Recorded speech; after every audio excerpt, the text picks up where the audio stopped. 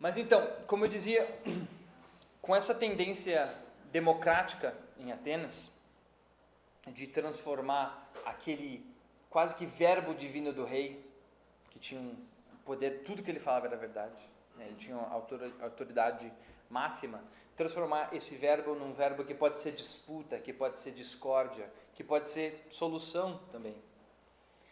É um processo que aconteceu em Atenas, mas que Esparta não seguiu muito.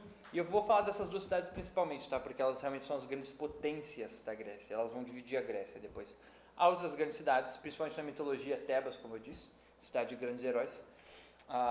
Corinto, depois a gente vai falar de Corinto, tem uma relevância enorme para o Império Romano e também para a cristandade. Mas agora é Esparta e Atenas. Bem, reza a lenda que os espartanos são descendentes dos dórios, aquele povo truculento que veio do norte e se misturou com os micênicos. Muito bem. Eles se dizem descendentes de Hércules, por isso eles vivem uma vida mais austera, uma vida dedicada principalmente à guerra. Eles mesmo, sem necessidade, eles vão para a guerra. Na região onde é Esparta, que é o Peloponeso, porque, enfim, um grande homem daquela região chamado Pélops fundou um reino ali, outrora. Nessa região, você encontra Esparta, que é uma cidade relativamente grande, em que você encontra também várias outras cidadelazinhas pequenas que muito rapidamente se tornaram todas escravas de Esparta. Elas a conquistaram e meio que terceirizaram tudo que é produção de grão, produção de metal, mármore, que eles vendiam muito mármore ali em Esparta, tem um mármore verde muito bonito. E eles terceirizaram tudo para eles, para que os cidadãos de fato espartanos fossem criados para um só propósito, que era a guerra. Eles queriam uma cidade guerreira. Aristóteles depois vai dizer, é uma cidade cuja hierarquia de princípios ou de virtudes, a coragem estava sempre acima de tudo. A honestidade não estava, a bondade, a generosidade não estava. Era a coragem. Se você conseguia se colocar de frente de um perigo e superá-lo, você era herói. É isso que os espartanos prezavam muito. E de onde vem isso? Vem dessa herança quase genética, mitológica dos espartanos, mas também de um homem que vai ser central para Esparta, chamado de Licurgo. Licurgo é, ou mitologicamente ou historicamente, nós não sabemos, o fundador de Esparta. E o que ele faz? Ele percebe que ele tem um povo muito belígero nas mãos. Todo mundo é muito à flor da pele, extremamente nervoso, mas tendo uma predisposição para a disciplina muito grande, para a obediência muito grande. Eles só precisavam de uma unificação. E ele percebe que esse movimento democrático de Atenas não serve para eles. Os espartanos, eles começam a discordar, eles se matam, simplesmente isso. Eles não vão embora brigados, eles se matam. Então eles precisam de algo para centralizá-los. E ele institui um governo de 10 reis. Ele já tinha viajado pelo Oriente e visto que esse governo centralizado de um rei só enfraquecia os homens. Então ele cria um governo de 10 reis. Ele cria, como a gente vai ver depois em Roma, uma espécie de senado também, né, uma espécie de assembleia de pessoas mais velhas que podem, de fato, tomar decisões precisas. E ele instaura um regime que eu acho muito interessante, não sei se eu vou dizer que é muito legal, mas é muito interessante, que depois vai se tornar extremamente solidificado em Esparta e vai fazer com que Esparta meio que pare no tempo. E o que era esse regime? Muito bem. A principal virtude é a coragem. Esparta se imporá na Grécia pela vitória em guerras, se não por guerras diretas, por soldados mercenários que vão ganhar a guerra dos outros, o que eles fazem inúmeras vezes. Porque os espartanos se tornam, em um dado momento, os maiores guerreiros do mundo antigo. Ponto. Desde os 7 anos de idade, o que você fazia com um soldado espartano, no caso um garoto espartano, você colocava ele numa tenda do lado de fora da cidade, com outros garotos, eles não tinham o que comer, eles passavam o dia inteiro treinando, correndo, se batendo. Como que eles comiam? Eles tinham que roubar ou da cidade, ou das cidades escravas de Atenas. Eles tinham que entrar nessas propriedades e pegar comida sem ser percebidos. Que eles apanhassem lá, mas aqui eles têm que chegar alimentados. O roubo era encorajado. Ser pego não. Se você conseguisse roubar sem ser pego, você era elogiado. Se você fosse pego, eles te mandavam para fora do acampamento, você nunca se tornava um soldado, você era um Zé Ninguém na sociedade. Então esse era o treinamento do espartano. Agora, vocês podem imaginar que para aguentar esse nível de pressão, se você nasce com algum tipo de deficiência, por exemplo, você não vai durar uma semana. Você de fato não durava uma semana, porque uma vez que você nasce, você ia para esse senado de velhos e eles analisavam um bebê. Se eles viam algum tipo de mácula, algum tipo de mancha, algum tipo de deficiência, o bebê era morto e jogado no penhasco. Eles tinham, de fato, assim, pilhas de crânios. Esse é o infanticídio de que o Jó dizia, que é realmente lastimável, mas é a maneira como eles faziam uma seleção artificial do que propriamente poderia ser um cidadão. Isso também incluía uma disciplina das mulheres. Então, nós não conhecemos grandes mulheres de Esparta, mas os próprios espartanos diziam que era uma cidade carregada por mulheres. É engraçado, você pensa, pô, só os guerreiros e tudo mais. Mas as mulheres passavam por um regime incrível de exercícios e de alimentação. Elas tinham que basicamente ser atletas, de praxe. E se ela não fosse saudável e bonita, ela simplesmente não era escolhida para ter filhos. Os homens viviam todos juntos. As mulheres estavam ali realmente só para a procriação. Então, se ela não fosse bela e forte, por que procriar? Esse filho vai ser morto mesmo. Então, era uma ideologia muito dura, muito dura. Eles conseguiram o exército mais mortífero da Grécia? Sim, conseguiram. Porque os soldados, eles treinavam de 2 em 2. Então, desde acho que dos 9 anos, você pareava com um amigo, você crescia com ele. E você fazia uma jura de protegê-lo sempre. E na guerra, eles iam juntos. Então, você lutava não exatamente por Esparta, você lutava por esse amigo. O que é muito mais proporcional à mente humana, né? Lutar por uma nação é difícil, é abstrato, é realmente difícil de conceber isso no calor da batalha, né? Mas um amigo que você vê, não. Então, nisso eles acertaram em termos de treinamento militar, realmente trazer o lado humano para a coisa. Isso gerou também algo de que eu vou mencionar rapidamente que aconteceu em Atenas também, que é a pederastia. Né? A pederastia é a prática que principalmente em Atenas se desenvolve, que é da formação do jovem através de um homem mais velho, às vezes, não sempre, não necessariamente, com troca de favores sexuais. Isso é uma prática que acontecia entre os gregos, é o que São Paulo diz na Carta aos Romanos, quando ele diz, né, que eles praticavam todo tipo de imoralidade, que eles tiveram a oportunidade de conhecer o Deus verdadeiro através da natureza e tudo mais. Mas era uma espécie de educação que eles tinham. Em Atenas você tinha mais essa educação do mais velho com o mais novo. Em Esparta isso já era entre os novos. Aquele que tem mais um pouco de experiência, eles faziam essas trocas, né? Enfim, depois se faz muita piada deles. Mas a questão é que eles estavam ali no campo de batalha com os seus melhores amigos. Porque eles só podiam ser amigos uns dos outros, não tinha como ter uma amiga mulher ou ter uma esposa de fato, né? Por exemplo, nos jantares, ou depois que eles reentram à cidade, acho que depois dos 21 anos, eles podem reentrar à cidade, eles não vivem mais do lado de fora, eles só participam de refeições comuns. Então, esses jovens, até eles completarem 30 anos, eles se sentam com os mais velhos e eles não podem falar eles não podem falar nada, eles têm que ficar quietos e só ouvir a conversa dos mais velhos para aprender, né, aquela sabedoria. E as mulheres, elas não se sentam com os homens, elas sentam separadas e, sei lá, talvez conversem, talvez não sei. Mas a questão é que eles dividiam muito isso e eles começam a gerar desde cedo esse governo totalitário, realmente. O nascimento é controlado, toda a vida do homem é controlada, toda a vida da mulher é controlada. E eles têm um governo muito próspero no começo, porque eles escravizam muitas pessoas, como todos os gregos vão fazer, todos os povos, né, do mundo antigo vão fazer. Mas eles começam, em um certo momento, sofrer com a influência cultural de Atenas. Por quê?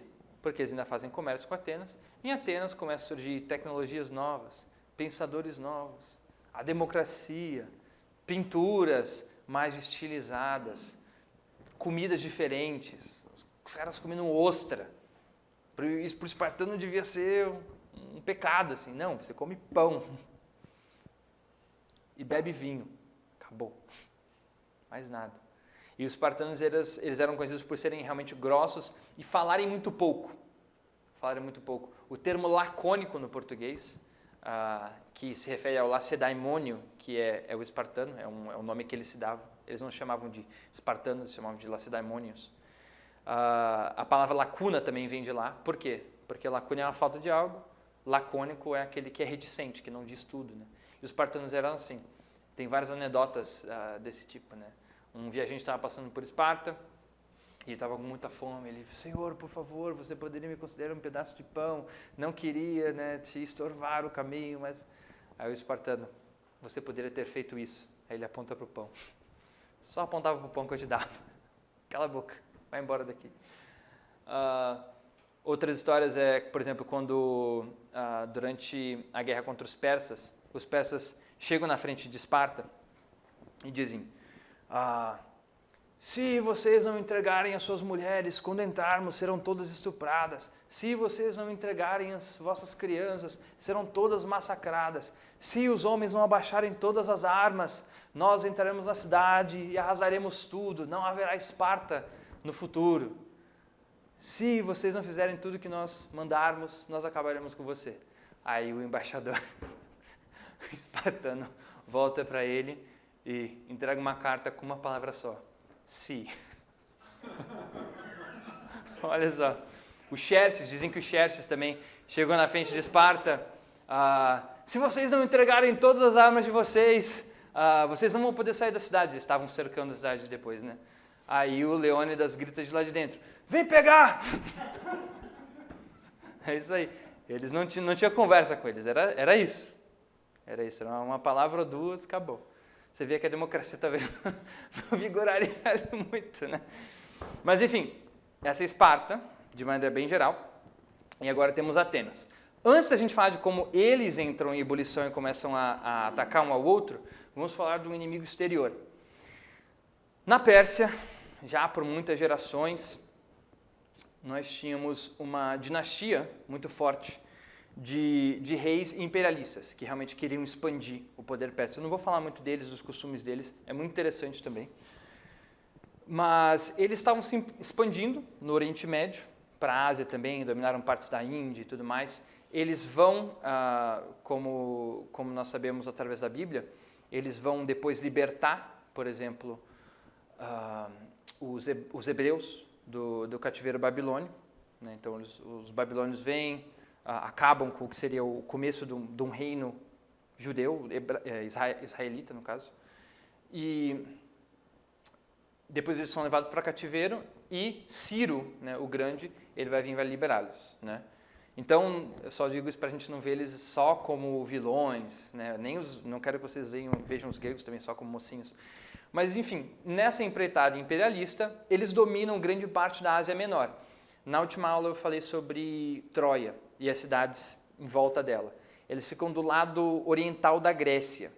Toda essa parte, nessa época, é dominada pela Pérsia. Eles começam a dominar essas cidades e essas cidadezinhas gregas começam a ter que pagar taxas para os persas. Eles têm os sátrapas, são os governadores, meio que governadores gerais assim, dessas regiões. Enfim, é uma imposição persa ali. E aí aparece um grande imperador chamado Dario, que diz que esperou tempo demais para conquistar a tal da Grécia. Tem um terreno muito interessante, vão dar conexão para a parte mais norte do que seria a Europa depois, e nada vai pará-los. Muito bem. Eles começam essa empreitada, E eles passam de fato para a Grécia peninsular, desculpa, e perdem algumas batalhas. Acontece, os gregos perdem também, muito bem. Ele volta. Passa uma geração, passa duas. O filho dele pensa, não, agora a gente tem que voltar para lá porque o nosso império é 5, 6 vezes maior do que a Grécia. Não é possível que formigas, né, vão ter nos picado e a gente vai dar para trás. E ele volta. Quando ele volta, o que acontece? Os gregos estão já vivendo esse momento principalmente os atenienses, de uma grande expansão, fazendo colônias. Eles fazem colônias na Itália, por exemplo, o lado da bota, que seria o tamanco ali, da bota, ele é todo grego, até hoje ele é chamado de Magna Grécia, que é a Grande Grécia. Eu conheci, por exemplo, um italiano que vem dali e ele fala italiano com várias palavras gregas até hoje, é muito, muito interessante. E eles estão os gregos também estão expandindo, e aí os persas, eles aportam na cidade de Maratona, que fica a mais ou menos 42 quilômetros de Atenas. E ali, o que acontece? A primeira batalha do que vai se tornar a guerra pérsica mesmo, que é a guerra entre os gregos e os persas. E aí eles começam a ter algumas batalhas, muito bem. O mensageiro, nessa ocasião, ele corre para Esparta. Isso são quilômetros e quilômetros. Ele corre para Esparta em 2 dias e consegue chamar os espartanos para virem ajudar. Porque os gregos percebem, que se os persas conseguirem se embrenhar ali, eles vão tomar a Grécia. Eles não podem colocar o pé no chão, eles têm que ser segurados na costa. Aí os espartanos demoram 3 dias para chegar lá. Aí o mensageiro volta com eles. Ele percebe que ainda assim não vai dar. Ele corre para Atenas. Isso a batalha meio que acontecendo ali. Ele corre para Atenas e ele corre os famosos 42 quilômetros. 42, são 42, né? Que quando ele chega em Atenas, ele cai, né, morto depois de dizer: os persas aportaram em Maratona. Morreu. Os atenienses... O que hoje é Turquia era a Pérsia? Ali já foi parte do Império Persa. Uhum. Aliás, eu falei que Troia está na Turquia hoje, né? Se você for lá, eles têm até uma réplica que eles fizeram hoje, que seria do cavalo de Troia, assim, enorme. É bonito, se vocês procurarem na internet, assim, é bem legal. Ou seja, já naquela que existe Já. um certo conflito. Sim. Entre Grécia e Turquia. Sim. Os turcos estiveram na Grécia até o século XIX, tanto que a Grécia foi só libertada, se tornou um Estado-nação, como Portugal já era desde o século XV, como o Brasil foi se tornar também por volta daquele tempo, só no século XIX. Tanto que o nosso imperador, Dom Pedro I, ele foi chamado para ser o liberador. Ele rejeitou porque ele tinha acabado de declarar a independência aqui, então não dava para fazer isso. Foi o mesmo ano que o Brasil. Foi um pouquinho depois, eu acho, né? Não sei a data. Enfim. Mas, muito bem. Os persas vêm, acontece essa batalha de Maratona e os atenienses vêm para Maratona, que era uma espécie de mini colônia ateniense. Assim, eles tinham muita influência da cultura ateniense. Eles tentavam falar como os atenienses. O dialeto jônico, que é o dialeto de Atenas, começa a ser pervasivo. Assim, todo mundo quer falar que nem o ateniense, que nem, sei lá, todo mundo no Brasil quer falar que nem o paulista, por exemplo. Não, brincadeira, ninguém faz isso. Mas nos Estados Unidos isso acontece. O pessoal tenta imitar os nova-iorquinos, por exemplo. Ou, sei lá, vira quase como uma linguagem meio televisiva, assim, sabe? Todo mundo tem aquilo como uma referência de algo, né, mais ou menos a ser imitado. E aí eles chegam em Maratona e, contra todas as chances, eles derrotam um exército 4 vezes o tamanho deles. Essa é a primeira grande vitória dos gregos contra os persas, que vai dar uma confiança muito grande de que eles conseguem, de fato, parar esse império.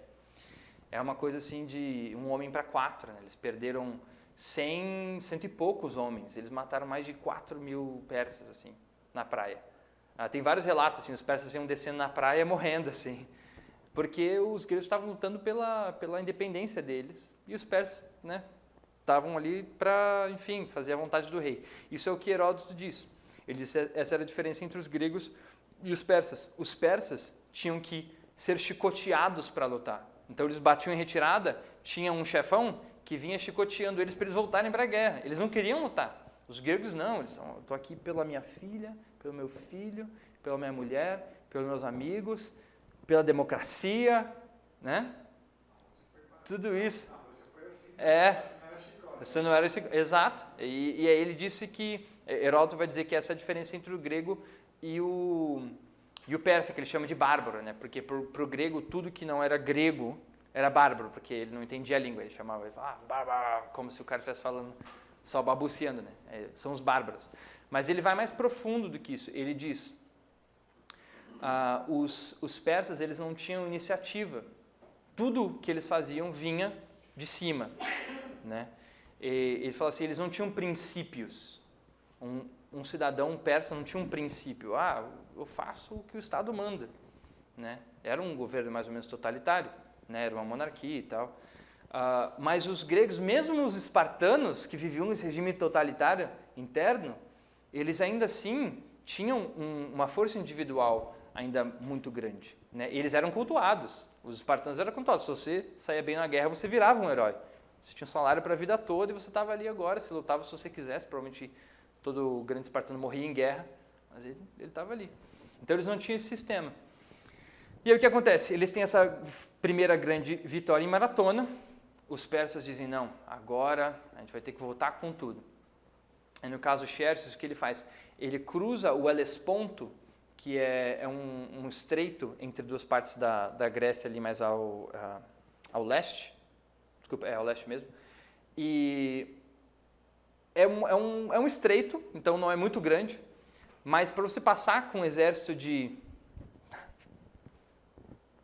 1 milhão, 2 milhões, não é fácil de passar de barco a barco. O que ele faz? Ele monta uma ponte de barcos, ali não sei quantos barcos, sei lá, 40 ou mais, não sei. E ele passa todo um exército caminhando por cima. E eles entram é incrível isso, né? Ele faz isso mesmo, assim, é bem engenhoso. Os persas eram incríveis, assim, era uma civilização incrível. Mas é que em comparação aos gregos, complicado. Mas aí eles passam todos e eles começam realmente a tomar a Grécia, assim, de cima para baixo. Quando eles chegam perto de Atenas, os espartanos e os atenienses percebem que existe um certo ponto ali que para adentrar no Peloponeso, que é a região onde está Esparta, Argos, Micenas, eles têm que passar por um estreito, que é o estreito de Termópole. Ele é cheio de montanhas e você só tem um caminho. Realmente aqui é mar e depois, se não for por aqui, você vai ter que dar a volta lá por dentro da Grécia. Aí vai ter que lutar com várias gentes, né? Então tem que passar por ali. E eles sabem que é um lugar estratégico. Então eles se armam ali, os atenienses combinam com os espartanos que eles vão se armar ali, eles não têm muito tempo, então Esparta manda tudo que ele tinha disponível ali, que ficou na nossa mentalidade, na nossa imaginação, como os 300 de Esparta, que na verdade eram mais, não eram muito mais, mas eram mais, com a ajuda de alguns outros reforços de cidades vizinhas, mas ainda assim, nada comparado aos persas. Os persas ali estavam numa razão de mais de 10-1. Eles vão para o estreito, lutam com grande valor, morrem depois de 3 ou 4 dias de batalha, mas eles acabam com 2/3 dos persas. Acabam com 2/3, para vocês verem que os espartanos, né, realmente faziam o serviço deles direito. Nessa guerra, três coisas notáveis, rapidamente, são, primeiro, um dos espiões persas tem contato com a cultura grega e acha aquilo a coisa mais odiosa que existe na face da terra. Ele vê, do topo de um penhasco, os espartanos se preparando para a guerra da manhã seguinte. E o que eles fazem? Os espartanos tinham um costume que nem outro grego tinha, que era de deixar o cabelo crescer. Eles tinham cabelos grandes, né? Porque eles acreditavam que o homem é naturalmente feio, a mulher é bonita. Então ele tinha que deixar o cabelo crescer para dar uma moldura para o rosto, né? E um dia antes da guerra, sabendo que eles estavam na iminência de, né, talvez morrer, eles penteavam os cabelos uns dos outros. Não preciso nem dizer o que os persas acharam disso. Acharam a coisa mais ridícula que tinha.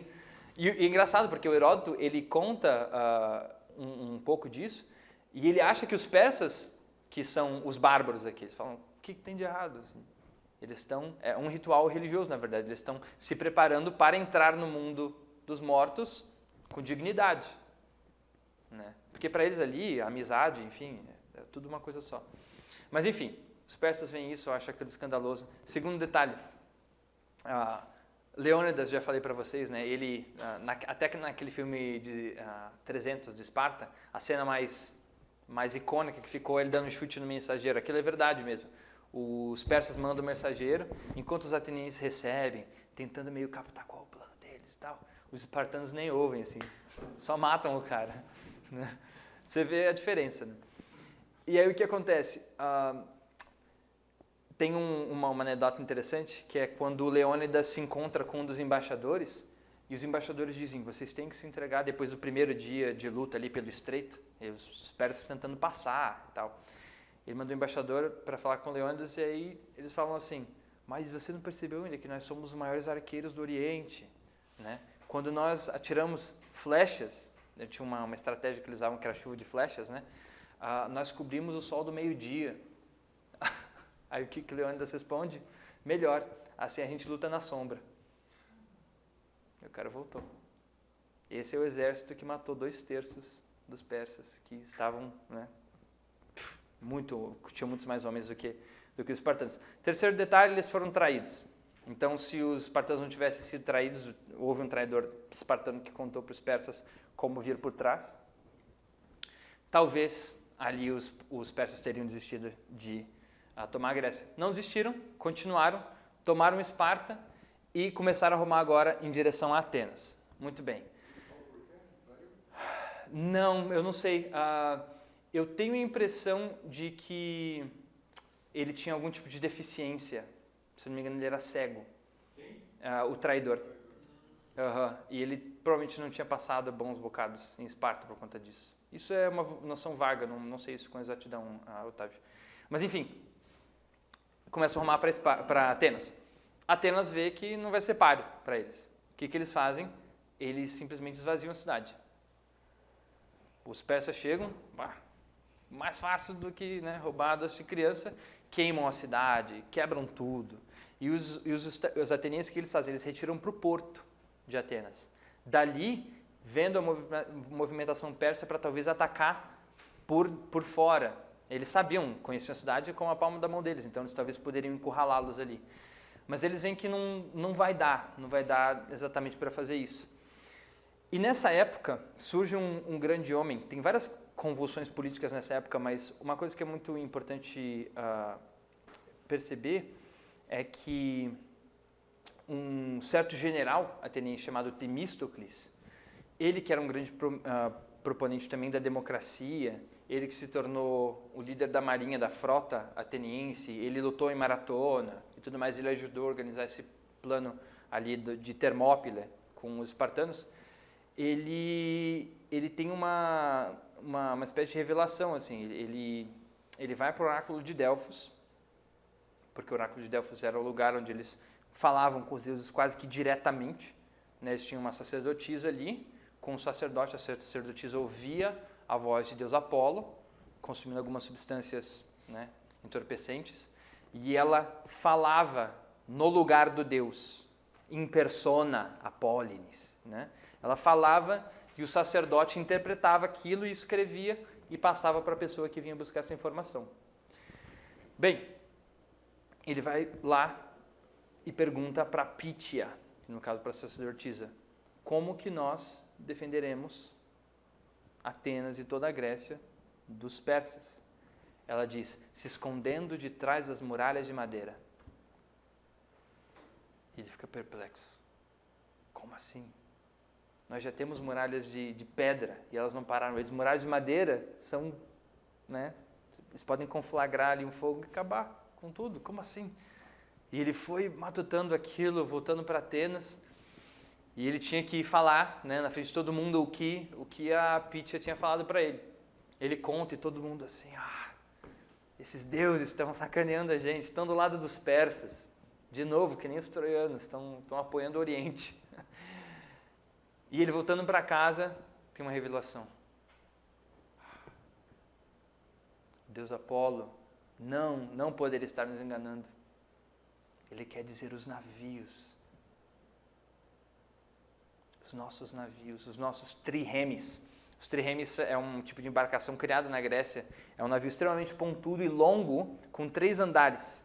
Cada andar deles tem uma série de remadores, acho que são 30 quase de cada lado. Então você tem 3 níveis de remadores dos 2 lados. É um barco extremamente ágil, por causa desse motor humano, né? E ele investe basicamente todo o dinheiro público na construção de mais barcos. Eles passam alguns meses construindo e constrói a maior frota até então que se conhece do mundo antigo. A maior frota de barcos. E os atenienses já dominavam os mares, né? Então o que acontece? Eles têm muitos barcos, mas os persas estão em terra. Aí não dá, né? Aí o que acontece? Ele tem outra ideia. E aí a gente começa a ver que o pessoal de Atenas herdou algo de Ulisses ali. Ele tem uma ideia. Ele vai, como embaixador ateniense, falar com a guarnição principal de Xerxes e dizer que se entrega. Depois ele pensa bem e diz: não, acho que eu vou mandar alguém. Ele manda alguém e diz: Temístocles se entrega e vai te revelar todos os planos dos atenienses.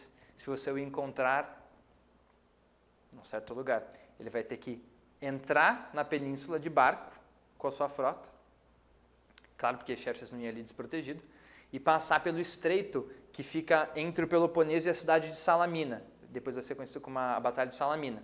Então os barcos de Xerxes vão ter que adentrar a península, ele não vai poder fazer isso a pé.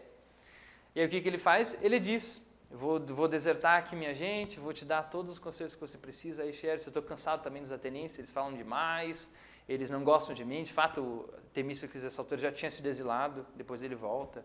Ele tinha ideias muito democráticas. E aí o que acontece? Os persas caem. Eles, de fato, entram no estreito e numa curva deles que você não consegue ver o outro lado, você tem toda a frota ateniense esperando. Eles massacram os persas. E Xerxes, assistindo tudo, ele pega um pico alto da cidade de Atenas e fica lá, assistindo meus barcos passarem, limpando o caminho antes de mim, enquanto a gente conquista a Grécia. Ele vê tudo se acabar. Ali, os persas tentam bater em retirada, morrem mais ainda. Né? Eu esqueci de falar, tanto para o ateniense quanto para o espartano, a maneira mais terrível de você morrer era com um golpe nas costas, porque isso mostrava que você estava batendo em retirada na hora que você morreu. Os espartanos tinham até um lema, que sempre quando eles iam para a guerra, eles se encontravam com as mães deles, mulheres de você, né, muito fortes moralmente, fisicamente, e diziam para eles, era uma mensagem padrão: volte com o teu escudo ou nele. Então volte vivo com o teu escudo. Eles tinham um escudo enorme de bronze assim, né? Ou nele. Você pensa, poxa, ou nele, como assim? Bem, o escudo era tão grande que dava para você carregar um corpo nele. Mas para você carregar o soldado no próprio escudo, ele tinha que manter o escudo. Ele não podia nunca largar o escudo. E o escudo era pesado. Então se você quer bater em retirada, a melhor coisa que você faz é deixar o escudo para trás. Então o que ela estava dizendo, ou você volta vitorioso, ou você morre com honra. Né? Quando eu ensinava latim no Arizona, o departamento de clássicos assim, era os que ensinavam latim, grego e história. A gente sempre falava isso um para o outro antes de ir para a aula. O pessoal de abaixo de 12 anos é fera. Falava, ou volta com o teu escudo ou volta nele. Todo dia. Mas enfim, é isso que os persas não fizeram, eles bateram em retirada e morreram aos números. Né? Muito bem, antes deles saírem da Grécia ainda, acontece a Guerra de Plateia, que é mais ou menos naquela região também, em que os gregos são extremamente vitoriosos, os persas já perderam toda a moral, eles batem em retirada. Agora, o que eu quero mostrar para vocês aqui? Bem, uma coisa que eu quero que vocês vejam é que, apesar da Grécia ser muito menor do que a Pérsia, eles conseguiram abater com os espartanos um exército muito maior do que eles por conta do treino, da disciplina. Isso vai se tornar uma marca grega, que os romanos vão ter isso naturalmente, os romanos eles são naturalmente disciplinados, a gente vai ver, mas eles vão ainda ver na Grécia um outro nível de disciplina que eles vão almejar imitar. E outra coisa que a gente vê principalmente em Atenas, que é o nível de engenhosidade da estratégia militar. Essa manobra de Temístocles, essa enganação que ele faz com ele, toda essa atração que ele faz do Xerxes, é o que salvou o Ocidente. Se não fosse isso, a Grécia seria a Pérsia. Nós não teríamos filosofia, porque a filosofia não tinha sido desenvolvida ainda, não havia. Os primeiros filósofos vão ser de algumas gerações depois. Nós não veríamos tudo aquilo que floresceu na Grécia e, de fato, tornou a Grécia um modelo universal para educação. Para a política, talvez não, eles eram bem bagunçados com isso. Mas eles experimentaram todos os regimes políticos, de alguma maneira. Isso depois, para o Novo Mundo, para nós mesmos aqui no Brasil, há muita discussão, que modelo adotar? Se estudava a história antiga para ver o que aconteceu quando fizeram isso e aquilo. Essa é outra importância da história também, né? Então, essas coisas que eu quero pontuar. Bem, uma vez que os persas são derrotados, a confiança grega vai lá em cima, Atenas começa a fazer mais colônias, eu já tinha dito que eles tinham ido para a Itália, né? Começam a ganhar mais dinheiro lá e tudo mais. Aí começa a acontecer o que eu disse que ia acontecer. Esparta e Atenas, que haviam cooperado, agora entram em conflito. Por quê? Atenas vira uma espécie de, como que eu posso dizer, um governo culturalmente imperialista.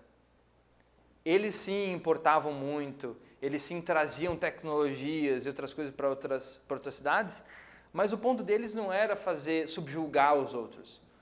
Eles tinham a cultura mais desenvolvida, eles tinham os poetas trágicos que começam a surgir nessa época, o teatro, grande revolução literária que acontece na Grécia, acontece em Atenas.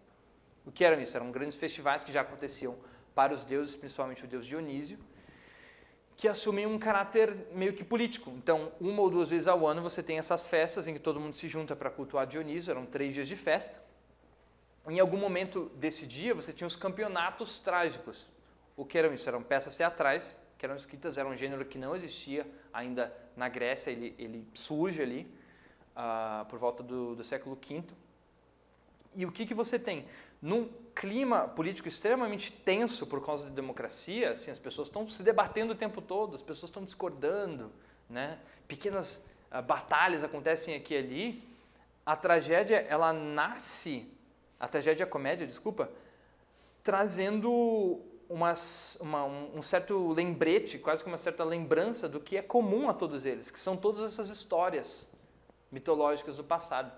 Agora, encarnadas numa pessoa. Se antes o Aedo ele passava de cidade em cidade cantando, porque Aquiles, tudo aquilo que eu fiz para vocês na terça-feira, isso é o que o Aedo fazia. Esse era o poeta da Grécia. O teatro é outra coisa, o teatro parece que Édipo está de fato arrancando os olhos na sua frente, Hércules está matando a família na sua frente, Teseu, né, liberando os atenienses do jugo de Minos, Medeia matando seus filhos, e você tem um teatro da vida. Isso é algo que os atenienses tinham e começam a importar. Realmente, eles começam a ter um nível de reflexão sobre o que é o homem, sobre quais são as consequências da ação humana, muito maior do que os outros gregos. E todo mundo começa a tentar imitar isso. A metrópole, imitando a metrópole. Bem, Esparta não se agrada com nada disso. Eles acham que os atenienses são uns fracos, uns xoxos, que não sabem lutar, que só querem ficar ganhando dinheiro à custa dos outros e tal. E eles começam a opor, cortando vínculos de comércio, tentando a invasão de cidades, né, que no caso estariam sob o domínio ateniense.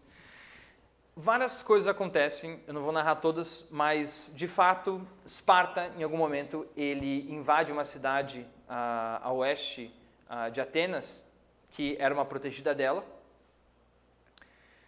e eles começam uma guerra.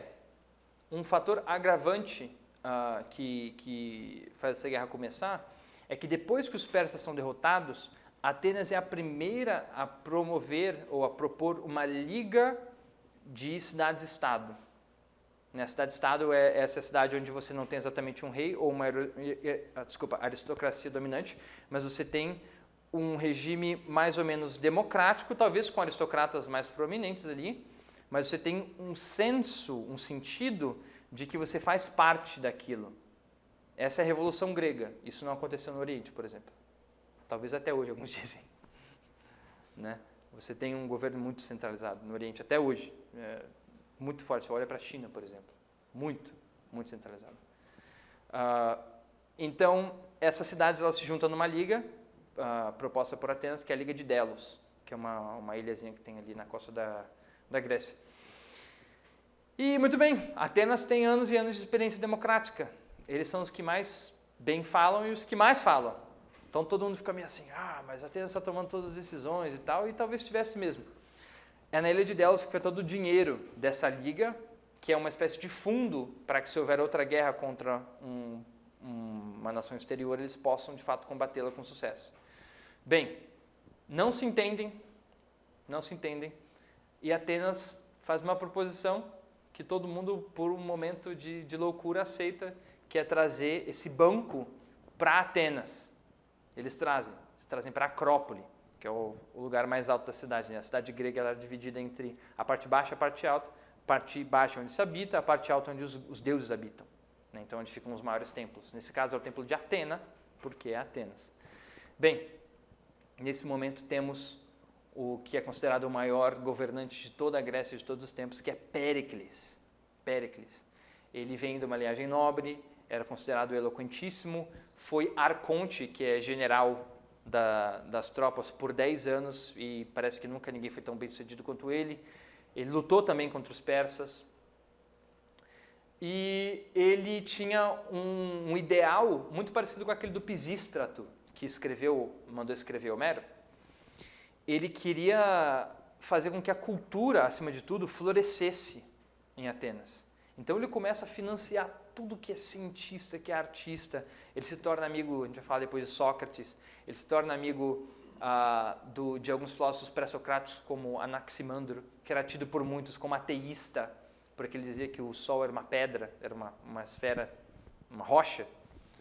Ele dizia que sabia o tamanho do Sol, que era do tamanho da Sicília. Ele falava umas coisas meio estranhas, mas ele era um cientista, né? E era amigo dele, enquanto todo mundo, né, rechaçava ele e tal. Ele financiou a construção do Pártenon, que é o grande templo Atenas, talvez a maior obra arquitetônica de toda a Grécia, que é o templo Atenas. Procurem, se não conhecem, conheçam o Pártenon. É um templo incrível, assim, com o chão angulado para que a água dos rituais descesse, com as colunas todas alguns milímetros, assim, geometricamente calculadas, para que elas entrem assim para cima e te dê a sensação de que elas estão indo para um centro comum quando você olha para cima, e ao mesmo tempo vão afunilando para parecer que elas são maiores do que elas são. Coisas que são dignas de ilusionismo mesmo, assim. E isso ali, 5º século, em Atenas, mostrando o vigor da mente do grego, que durante todos esses séculos, alimentados de muita mitologia, muita liberdade, muita guerra, eles conseguiram desenvolver na arquitetura, enfim. Ele traz esse dinheiro e transforma o Pártenon num templo para Atena e também num banco. Então ele guarda esse dinheiro ali. Tanto que Atena, que hoje já não temos, ela era toda coberta de ouro, assim. Era mármore coberto em ouro. E, bem, isso não pega bem. Os espartanos, então, depois de invadirem ali uma das colônias de Atenas, fazem que os atenienses declarem guerra para eles. E aí começa a guerra do Peloponeso. Peloponeso é a região onde está Esparta. Aí é o meio começo do fim. Mas não o fim ainda, porque nessa época que, por exemplo, vão nascer os grandes tragediógrafos, que vão nascer os grandes filósofos, para mostrar que mesmo em tempo de guerra, né, a terra ainda pode ser fértil. E o que acontece? Bem, Esparta e Atenas entram em guerra, então eles começam a batalhar, e as colônias vão tomando partido. Algumas passam para o lado de Esparta, outros ficam do lado de Atenas. Mas o que eu quero enfatizar agora é o seguinte: enquanto eles lutam, e Atenas tem algumas vitórias, Esparta outras, em Atenas o que acontece é o seguinte: surge um homem chamado Sócrates, que você já deve ter ouvido falar, não é jogador de futebol. Ele é um homem de classe média, filho de um pintor e de uma parideira, que lutou na Guerra do Peloponeso, então ele está lutando aqui, nisso aqui, defendendo Atenas, né? Então foi um soldado, e ele vai se tornar o pai da filosofia. Mas primeiro deixa eu contar umas anedotas dele. Então quando ele estava em Esparta, durante o verão, lutando ali contra o exército lacedaemônio, diziam que ele era muito estranho, porque ele passava as noites do lado de fora do acampamento, de pé, no gelo. Que estranho, né? Aparentemente ele ficava ali meditando. Dava amanhã, todo mundo ia para comer. Ele só aparecia quando a refeição estava pela metade já. Aí ele sentava calmamente. E o pessoal dizia, poxa Sócrates, você chega aqui e não vai ter comida nenhuma. O que você estava fazendo lá fora? Aí ele falava, calma, calma. Estava pensando sobre algo. Se vocês quiserem saber, eu conto para vocês. Ninguém, não. Mas Sócrates, por que você sempre chega no meio da refeição? Ele falava, porque um homem precisa saber usar dos seus prazeres. Quanto mais desejo, mais prazer. Vocês que atacam a comida como animais, não sentem prazer nenhum no que comem. E se empanturram como um porco. Eu como muito menos, mas gozo muito mais do que como. Aí o pessoal acha, que coisa, né? Não sei o quê. E, enfim, ele passa esses anos aí lutando. Depois ele se aposenta, é conhecido como um homem muito feio que andava descalço em Atenas, perguntando às pessoas o que eram as coisas, né? O que é a justiça? O que é a lei? O que é a virtude? Ele desenvolve o que formalmente na filosofia é a busca pela definição. Essa é a maior contribuição de Sócrates para a história. Tirando o exemplo moral que eu vou contar para vocês. Mas ele queria sempre a definição das coisas. Então você falava, porque o homem mais justo é o homem mais belo. Ele falava, o que é a justiça? O que é a beleza? E as pessoas não sabiam dizer. Né? Ele vai ser condenado por corromper a juventude, por disseminar esse tipo de prática, essa ruaça que ele fazia, e também por ateísmo, por ter sido aluno, supostamente, de Anaximandro, aquele filósofo que eu disse para vocês que dizia que o sol é uma pedra, que para os gregos aquilo ainda poderia ser um deus, né? Então, mesmo que os caras provavelmente já estavam um pouco céticos disso nessa altura, eles não queriam fazer isso, porque, poxa, você está colocando a cidade em xeque, né? Então ele é acusado dessas duas coisas, e aí você vai ler os diálogos de Platão, que é um discípulo de Sócrates depois, e você vai ver que o que ele fazia era isso. Acusaram ele de impiedade, ele ia para o maior sacerdote da cidade e perguntava, o que é a piedade? Ele chegava lá, tem um diálogo sobre isso, chamado Eutíforo, em que ele pergunta para Eutíforo, que é o sacerdote da cidade, o que é a piedade? Aí o Eutíforo vai dizer, é obedecer o comando do Deus. Só que você vai dizer, mas são muitos deuses, e eles discordam entre si. Eu vou falar, do Deus que mais obedecer ao bem. Então, peraí, eu devo obedecer aos deuses ou ao bem? Porque se todos eles discordarem com o bem, talvez eu ainda tenha que concordar com o bem. E aí, no fim, o sacerdote não sabe. Ele já está trazendo, assim, cogitações muito pertinentes. E ele ainda assim é crucificado, por assim dizer. Ele ainda assim é morto, né, por corromper a juventude. Ele dá um grande exemplo, porque apesar de ter sido condenado injustamente, ele devia ser muito chato, isso eu concedo, mas ainda assim, condenado injustamente, ele é oferecido, os amigos deles oferecem para ele, Sócrates, nós podemos fugir, você pode ir para outra cidade, exilado eles não vão atrás de você. Isso aconteceu muito na nossa história, as pessoas foram exiladas, viveram e voltaram. Ele não, eu sempre vivi pelas leis da cidade, e não é agora que elas se voltam contra mim que eu vou atentar contra elas. Ele diz isso. Todos os amigos dele se reúnem na cadeia onde ele está. Ele diz, não, tirem minha mulher e meus filhos daqui. Eles não vão aguentar isso. E ele dá o último discurso dele em que ele defende que a alma é imortal e que eles não devem chorar. Porque amanhã eles não vão chorar sobre um corpo. que pertence a Sócrates. Sócrates estará em outro lugar. E ele tem convicção que ele estará num lugar melhor. Porque ele sabe que o homem justo estará num lugar melhor. Isso é o que ele diz. Leiam, é o Fedro. É muito, muito lindo. É o diálogo mais bonito de Platão. É muito, muito bonito mesmo. E ele dá esse exemplo moral, que vale a pena morrer pela verdade. Vale a pena morrer pela verdade. Na busca da verdade, porque ele não dizia que sabia a verdade. Ele é o homem que disse, só sei que nada sei. O oráculo de Delfos diz para alguém, Sócrates é o homem mais sábio. Ele diz, não, como assim? Você ouviu errado. Você ouviu errado. Ele começa a investigar, assim, fala, não, mas o deus Apolo não pode estar errado. Então eu sou o homem mais sábio. Mas ele sabe que ele não é. Então você vê o enigma que ele tem nas mãos, e isso é histórico mesmo, disseram assim. Ele diz, é porque eu sei que eu não sei. As pessoas acham que sabem e não sabem. Eu sei que eu não sei. Então é isso que o oráculo quer dizer. Não que eu seja sábio como Apolo, mas é que eu estou no começo. Agora eu posso me tornar sábio. Isso que ele ensina para o Ocidente. Aí, esse amor que ele tinha pela verdade vai inspirar Platão, que vai escrever os diálogos em que Sócrates é o personagem principal, que vai abrir a academia em Atenas. Isso tudo durante mais ou menos a Guerra do Peloponeso. A Guerra do Peloponeso acaba quando Platão está completando 20 anos. E aí ele vai abrir a academia. Platão, diferente de Sócrates, ele era um aristocrata, ele nasceu numa família muito abastada, décadas e décadas de políticos muito bem-sucedidos, ele era um grande lutador, aspirava a se tornar um tragediógrafo, ele queria se tornar um outro Eurípides, um outro Sófocles. E ele se apaixona pela filosofia e se torna talvez o maior filósofo de todos os tempos. Isso é o que alguns acreditam. Já ouviram falar das teorias das ideias, né? A teoria das ideias de Platão, desse outro mundo, dos diálogos socráticos.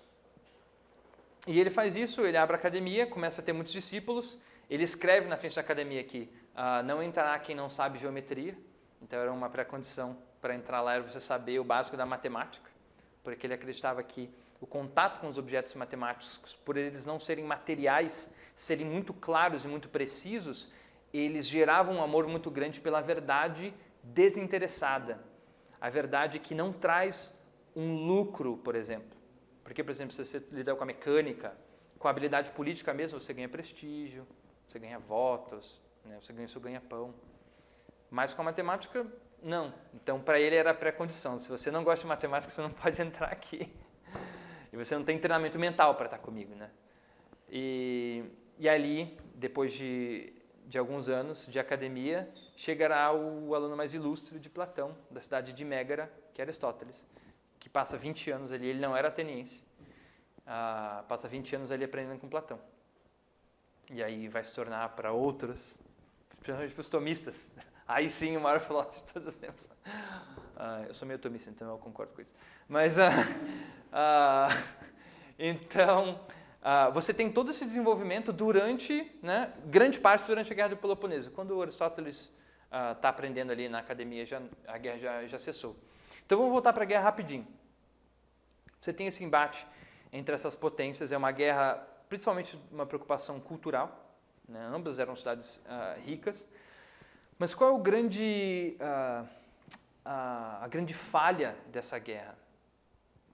Havia muitas outras potências fora da Grécia que estavam de olho na Grécia. Pérsia era só um exemplo. Então eles estavam se enfraquecendo. Esse é o problema, eles estavam se enfraquecendo. Por isso que eu disse que esse é o começo do fim. Eles começam a se enfraquecer, começam a implodir, a ponto que daqui a pouco eles não vão conseguir se defender dos persas se eles atacarem de novo, né? Mas agora o que a gente tem que perceber é que enquanto eles lutam, não é do Oriente que vem o perigo, mas é do norte da Grécia. Há uma região chamada de Macedônia, onde os gregos sempre taxaram de um antro de bárbaros, porque eles ainda viviam sob a monarquia e, enfim, tinham práticas políticas estranhas. E de lá, ali por volta do século IV, há umas tentativas de invadir o norte da Grécia durante a Guerra do Peloponeso, tentar pegá-los desprevenidos. E um dos príncipes é tomado como prisioneiro, é levado para cativeiro. O nome dele é Filipe. Não sei se já ouviram falar dele, mas ele vai se tornar o grande imperador da Macedônia depois. Ele é capturado e ele vive com um dos maiores generais tebanos da época. Os tebanos estão lutando do lado dos atenienses nessa época, né? Chamado Epaminondas. E ele vive 15 anos como um ajudante. Ele é cativeiro de guerra, mas ele é tão bom em tudo que ele se torna ajudante do Epaminondas.